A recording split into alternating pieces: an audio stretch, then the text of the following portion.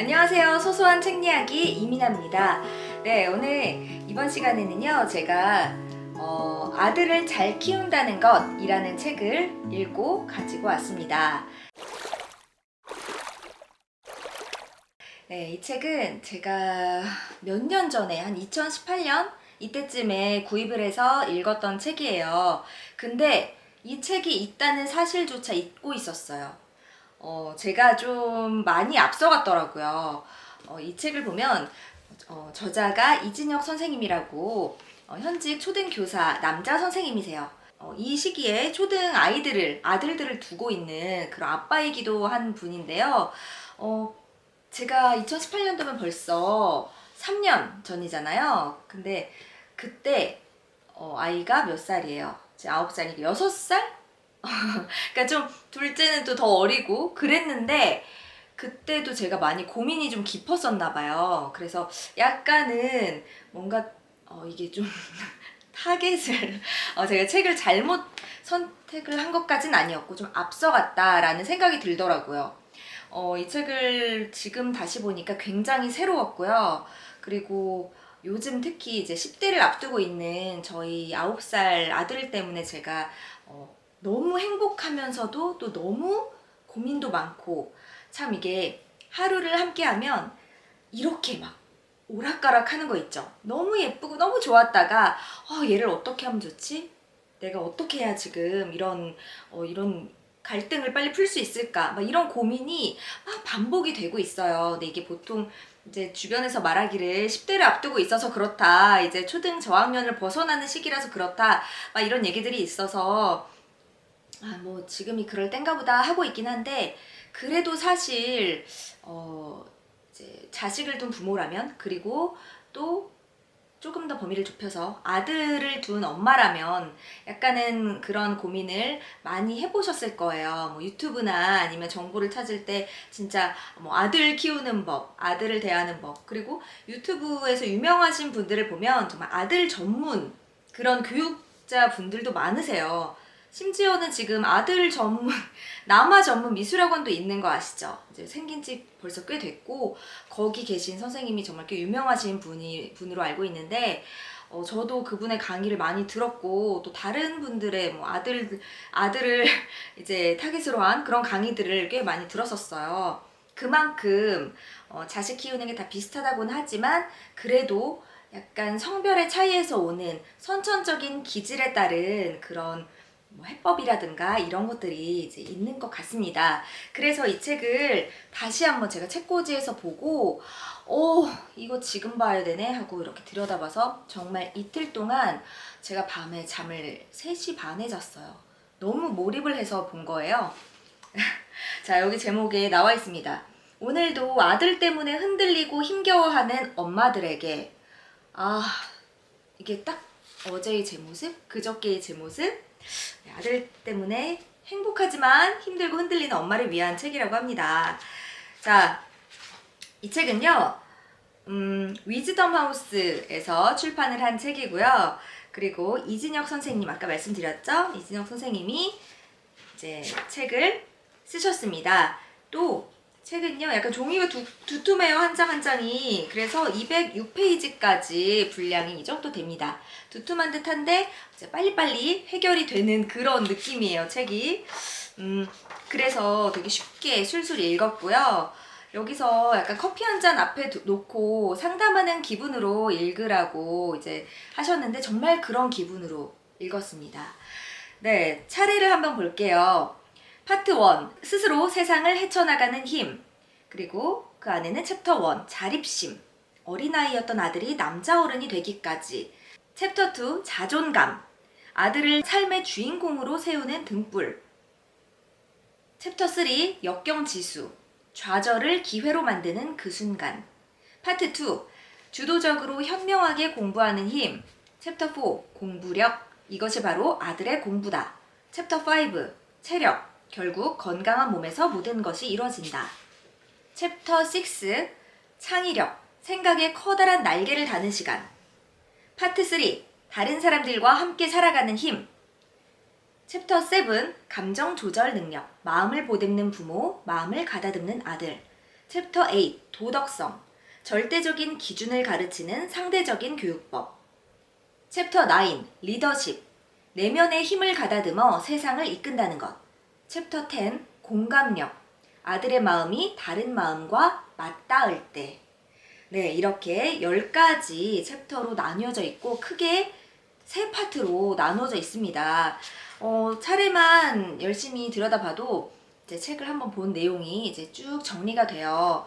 자, 파트 1에서는 스스로 세상을 헤쳐나가는 힘, 2는 주도적으로 현명하게 공부하는 힘. 이게 되게 많이 요즘에 이제 이렇게 막 주목받고 있잖아요. 메타인지라고 해서 스스로 주도적으로 현명하게 공부하는 법.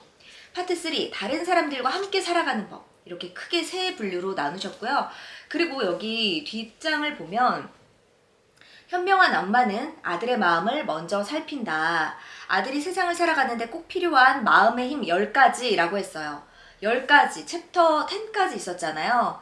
자립심, 자존감, 역경지수, 공부력, 체력, 창의력, 감정 조절 능력, 도덕성, 리더십, 공감력.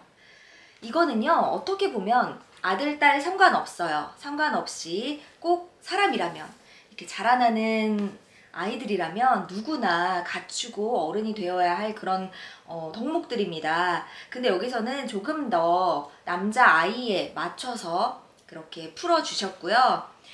자, 스스로 세상을 헤쳐나가는 힘에는 자립심과 자존감, 역경지수가 들어가요. 아이들 진짜 뭐든지 다 해주면 안 된다고 하잖아요. 거기서 자립심 얘기가 나오고요. 또 자존감, 이게 너무너무 중요합니다. 저는 자존감 파트에서요, 약간 울컥하면서 봤어요. 이게 아들의 이야기이기도 하지만 어떻게 보면 저의 어린 시절이 떠오르는 그런 느낌이 드는 파트였거든요. 자신을 존중하는 아이는 어떤 일이 닥쳐도 이겨낼 수 있는 힘이 있습니다. 부모는 아들을 인정하고 이해함으로써 자존감을 길러줄 수 있습니다. 라고 돼 있어요. 이제 밖에서 많은 트러블이 있는 아이들, 뭔가 이제 계속 갈등이 많고 또 스스로도 괴로워하고 뭔가 그런 아이들의 내면을 보면 그 내면에서부터 자기 자신을 존중하는 마음이 약한 경우가 많아요. 근데 그게 이제 제가 볼 때는 이게 꼭 어린 아이들만에 국한되지 않는 그런 내용 같아서 이 책이 어떻게 보면 진짜 부모 자신의 그런 내면을 치유하는 데도 되게 도움이 되는 느낌을 받았습니다. 자, 자존감 키우는 육아법 알려드릴게요. 비교하지 않고 바른 방법으로 칭찬하기, 그리고 자기 자신에게 착한 아들로 키우기. 이게 그러려면 아들의 욕구에 반응을 해주고 또 자신의 욕구를 돌보는 태도를 길러주는 거예요.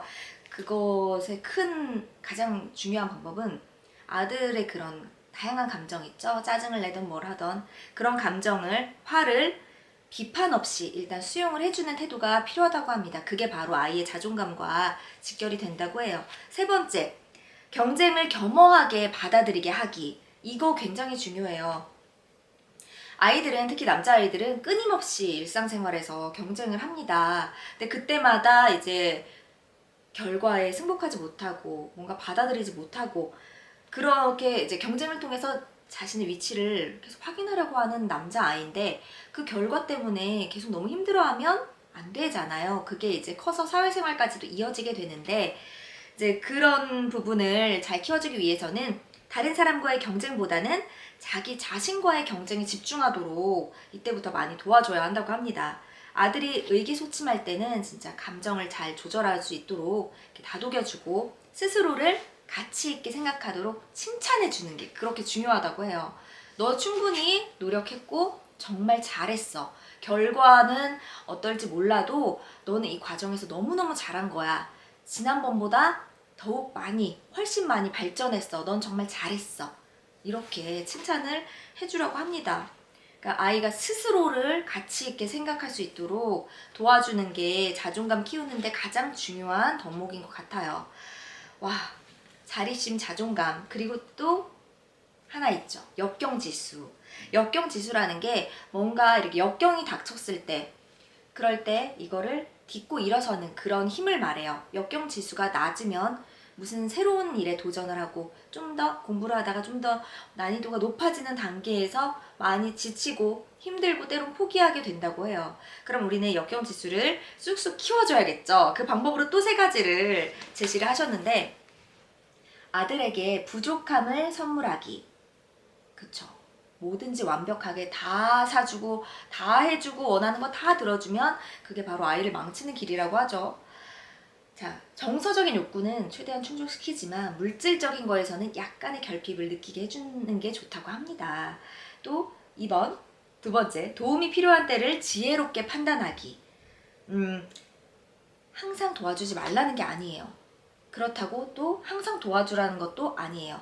아들이 스스로 딛고 일어설 수 있도록 엄마가 잘 보면서, 정말 지대한 관심을 갖고 보면서 딱 필요한 순간에 도와줘서 스스로 일어날 수 있도록 해줘야 합니다. 세 번째, 긍정적인 시선으로 세상을 바라보게 하기. 아들이 스스로에게 믿음을 가질 수 있도록 칭찬과 격려로 지지를 합니다. 이렇게 써 있어요. 또 그런 말이 있습니다. 역경 지수를 키우려면 외롭고 슬프면 펑펑 울어야 합니다. 넘어지고 쓰러지면 아파해야 합니다. 충분히 울어본 아들만이, 충분히 아파본 아들만이 진정으로 강인한 마음을 가질 테니까요. 여기서도 참 공감을 많이 해서 제가 밑줄을 막 그어놨어요. 아이가 자기 자신을 먼저 알고 세상을 대하는 게 가장 중요한 것 같습니다. 자, 그 다음은 무슨 파트였을까요? 주도적으로 현명하게 공부하는 힘. 이거 되게 많이 궁금하실 거예요. 그리고 이미 많이들 공부해서 아실 거예요. 주도적으로 현명하게 공부하는 힘에는 바로 공부력, 체력, 또 창의력, 이 세 가지가 들어가 있어요. 공부력과 체력, 창의력. 그쵸? 공부를 하려면 체력이 바탕이 돼야 되고 창의력도 동반이 돼야 되잖아요. 자, 공부력. 어떤 게 공부력을 키워줄까요? 학교 선생님이시잖아요. 제가 앞서서 읽었던 책들에서도 항상 나왔지만 선행이 필요한 부분이 있고 아닌 부분이 있습니다. 이 선생님도, 이진영 선생님도 마찬가지로 얘기를 하세요. 선행학습을 버리면 공부 의욕이 따라옵니다 라고 하십니다. 왜냐면 아들들은 정말 호기심이 있어야 몰입을 해요. 여기서 선생님은 또 말씀을 하세요. 여자아이들하고는 또 다르다는 거예요. 여자아이들은 선생님과의 관계, 친구들과의 관계, 사회 속에서 나의 위치 이런 것들을 좀 더 빨리 파악을 하고 이제 신경을 쓰기 때문에 학교에서도 수업 시간에 조금 지루한 부분이어도 이렇게 집중을 할 수 있고 이런 능력이 남자아이들보다는 조금 높은데, 남자아이들은 조금 더 단순해서 정말 진정으로 본인이 재미있고 호기심을 느껴야 막 몰입을 하고 집중을 한단 말이에요. 그렇게 하려면 정말 선행을 너무 많이 하는 것보다는 엄마가 아이가 공부하고 왔을 때 집에서 같이 복습해주고 그렇게 되새겨주는 건 좋지만 선행을 많이 하는 건 정말 수업 시간에 아이를 산만하게 만드는 그런 방법이라고 말씀을 하십니다. 네, 그리고 여기 나오는 것도 책을 즐기는 아이로 키우자 또 나와 있어요. 그리고 체력, 결국에 건강한 몸에서 모든 게 이루어진다고 하죠. 체력을 키워주고 창의력이 참 중요하죠. 아들의 창의력을 키우는 육아 팁을 또 말씀해 주셨어요. 몰입하고 즐길 수 있는 환경 만들기, 아들의 관찰을 존중하기, 또 엉뚱한 말도 수용하기. 그쵸? 어릴 때 짧은 거리, 5분이면 갈 거리를 30분 넘게 걸어보신 적 있으시죠? 아들, 엄마라면 분명히 있을 거예요. 또는 호기심 많은 딸, 엄마라면. 저도 진짜 5분이면 갈 거리를 3, 40분 동안 많이 걸어봤습니다. 아이가 뭐 개미를 본다, 벌레를 본다, 풀을 본다, 흙을 파본다, 다양한 호기심을 갖고 하는데 처음에 저도 모를 때는 막 마음이 급하잖아요. 그럴 때는 막 재촉을 했어요. 근데 어느 순간 이런 것들을 알고부터는 조금씩 기다려주고는 있는데 그래도 아직 부족합니다. 아이들은 뭐 책에서 보는 것도 매우 중요하지만 그보다는 이렇게 실제 경험에서 실생활에서 본인이 느끼는 거 정말 중요하게 생각하셨으면 좋겠어요. 그 부분이 아주 크다고 합니다. 아들에게 관찰할 시간을 주고 아들이 좋아하는 것을 하게 해주고 아들의 호기심에 마음 가득히 반응해주면 어떨까요? 라고 말씀을 하셨어요. 다른 사람들과 함께 살아가는 법. 이거는 감정 조절 능력, 도덕성, 리더십, 공감력. 와, 이제 마지막 파트에서 이 부분을 또 짚어주셨습니다. 정말 엄마들이 엄마들이 궁금해했던 뭐 이렇게 자존감, 자립심, 그리고 공부하는 방법 뭐 이런 것들을 짚은 다음에 마지막에 이거 정말 중요하잖아요. 아들들은 왜 공감 능력이 떨어지지? 엄마가 뭐 다치거나 아프거나 힘들 때 딸들은 와서 이렇게 해주는데 걱정해주고 하는데 아들들은 그냥 엄마 아파? 뭐 자기 게임하고 이런다는 일화가 되게 많아요. 근데 이제 아들들은 다 그렇지 보통 선천적으로 그런 것도 당연히 있는데 그거를 너무 그냥 원래 그렇지 뭐 남자이니까 그래 이렇게 하고 넘어가기보다는 부모가 충분히 같이 이제 생활을 하면서 아이를 교육하면서 그 부분도 키워줄 수 있다고 합니다. 자, 감정 조절 능력, 도덕성, 리더십, 공감력 이것들을 다 갖춰야 아이들이 어른이 되어서 쭉 사회생활을 해갈 때 어려움 없이 살아갈 수 있다고 해요. 아들의 감정 조절 능력을 키워주는 팁은 아들의 마음 헤아리기, 그리고 아빠와 함께하는 시간 갖기, 또 부모가 합리적으로 감정을 조절하는 모습 보이기. 자, 부모가 합리적으로 조절하는 건요, 쉽게 쓸데없이 화내지 않는 거예요. 훈육이라는 이름으로 아들에게 화를 내지 않습니다. 네, 이게 가장 중요하더라고요. 그리고 가장 많이 하는 실수가 아이가 화를 내면 엄마도 화를 내요. 그럼 아이가 또 화를 내요. 그럼 엄마는 더 크게 화를 내서 눌러버려요. 그런 경우가 굉장히 많은데 그게 정말 잘못됐다고 합니다. 아이는 점점 엄마는 내 감정을 받아주지 않아. 엄마도 공감을 안 해줘. 그럼 나도 공감 능력을 못 배워. 그쵸? 그리고 나중에는 엄마한테 말해봤자 나의 화난 감정을 표현해봤자 엄마는 더 화를 내고 혼내기만 하는구나 하고 마음의 문을 점점 닫게 되는 그런 과정이 된다고 합니다. 이 부분에서 좀 많이 뜨끔했고 미안했고 네, 그런 생각이 많이 들었어요. 아들이 문제를 일으켰을 때 부모가 꾸짖기만 한다면 아이는 부모의 눈을 피해서 숨게 돼요. 방금 말씀을 드렸듯이. 그래서 부모는 아들에게 무조건 혼내고 강압적으로 이렇게 엄한 부모가 되기보다는 아들에게 기댈 언덕이 돼야 된다고 합니다.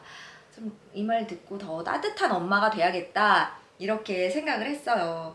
정말 매를 들거나 소리를 지르는 일을 가장 경계를 해야 된다고 해요. 네. 이걸 가지고 어떤 동화에 비교를 하셨냐면요. 해와 바람이라는 그런 동화 아시죠?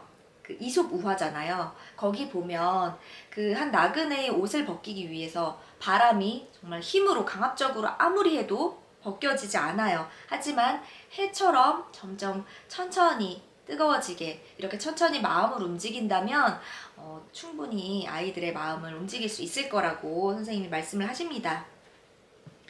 또 가장 중요한 거 사회생활을 하기 위해서 앞으로 필요한 거 도덕성이잖아요. 도덕성을 키우기 위한 거는 부드러운 훈육 태도 갖추기, 문제 상황에 대해 토론하기, 일관적인 규칙 적용하기.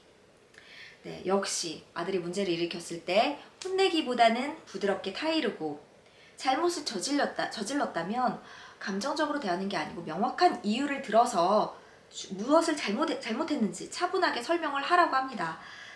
그리고 가장 중요한 거 무섭게 질책하지 말래요. 전 정말 약간 이제 힘으로도 안 되죠.